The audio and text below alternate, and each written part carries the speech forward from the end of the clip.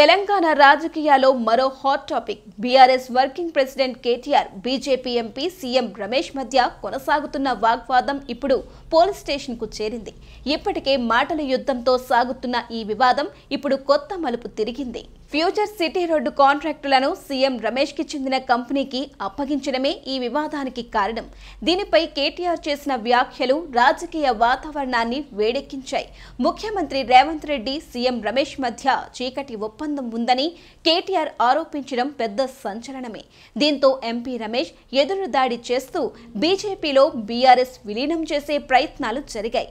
వాటిని ఎదుర్కొంటున్నాను అని బహిరంగంగా ప్రకటించారు. ఇక్కడితో ఆగలేదు. కేటీఆర్ తో పాటు పలువురు మాజీ ఎమ్మెల్యేలు, మాజీ ఎంపీలు ఎంపీ రమేష్ పై విరుచుకుపడ్డారు.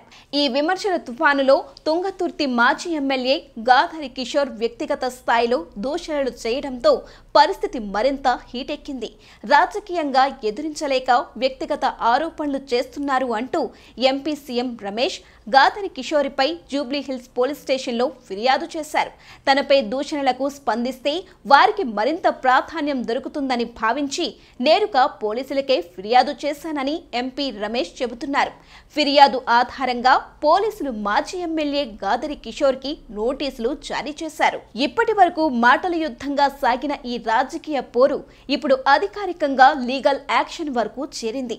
బీజేపీ ఎంపీ, బీఆర్ఎస్ నేతల మధ్య విరోధం ఎటువంటి మలుపు తిరుగుతుందనే ఆసక్తి నెలకొంది.